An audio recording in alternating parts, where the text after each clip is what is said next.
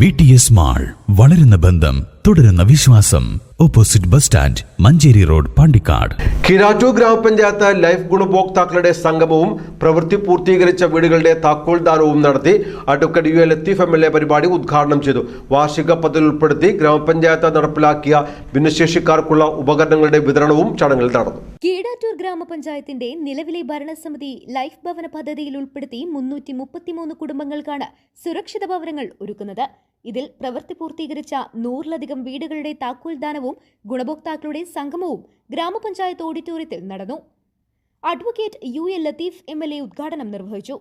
ജാതി വിഭാഗങ്ങളെ, SC ST വിഭാഗങ്ങളെ സംബന്ധിച്ചിടത്തോളം അവർക്കും വീടില്ലാത്തവർക്ക് വീട് കൊടുക്കുവാനും അതുപോലെ തന്നെ വീടും സ്ഥലവുമില്ലാത്ത പട്ടികജാതി വിഭാഗത്തിൽപ്പെട്ടവർക്ക് സ്ഥലം വാങ്ങിക്കൊടുക്കുവാനും, ചുരുക്കി പറഞ്ഞാൽ ഈ ഒരു സമൂഹത്തിൻ്റെ ഏറ്റവും അടിത്തട്ടിൽ ജീവിക്കുന്ന ഏറ്റവും പാവപ്പെട്ട ആളുകൾക്ക് കക്ഷി രാഷ്ട്രീയത്തിനതീതമായി മറ്റു വിഭാഗീയ ചിന്തകൾക്കതീതമായി പാവപ്പെട്ടവരെ സഹായിക്കുക, വീടില്ലാത്തവരെ സഹായിക്കുക, അതുപോലെ തന്നെ ഭിന്നശേഷിക്കാരായകൾ നമ്മെപ്പോലെ മറ്റുള്ളവരെ പോലെ ഓടാനും ചോടാനും സ്വന്തമായി ജോലി ചെയ്യാനും സാധിക്കാത്ത, നമ്മളെപ്പോലെ സാധിക്കാത്ത ആ പാവങ്ങളെ സഹായിക്കുവാനുമാണ് ഈ ശ്രീമതി ജമീല ചാലിയത്തിയുടെ മുഹമ്മദിൻ്റെ നേതൃത്വത്തിലുള്ള ഈ ഭരണസമിതി മുമ്പോട്ട് വന്നത് എന്നുള്ളതിൽ ഒരിക്കൽ കൂടി ഈ നിയോജക മണ്ഡലത്തിൻ്റെ MLA എന്നുള്ള നിലയ്ക്ക് ഈ ഭരണസമിതിയെ ഹൃദയത്തിൻ്റെ അടിത്തട്ടിൽ നിന്ന് വളരെ സന്തോഷത്തോടെ അഭിനന്ദിക്കുവാൻ ഈ അവസരം ഞാൻ ഉപയോഗിക്കുകയാണ്. 2025-26 വാർഷിക പദ്ധതിയിൽ ഉൾപ്പെടുത്തി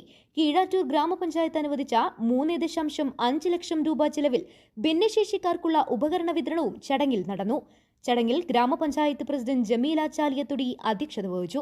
vice president N Muhammad, block panchayat സ്ഥിരം സമിതി അധ്യക്ഷൻ അസീസ് പട്ടിക്കാട്, ഗ്രാമപഞ്ചായത്ത് സ്ഥിരം സമിതി അധ്യക്ഷരായ NK ബഷീർ, സഫ്നാനസ്, ബിന്ദു വടക്കേക്കോട്ട, അംഗങ്ങളായ P Unnikrishnan, Jaseena Rafi, Sabara Kolambil, panchayat secretary P Shanthi, VEO Vishnu, PK Moosakutty, T Radhakrishnan തുടങ്ങിയവർ പ്രസംഗിച്ചു.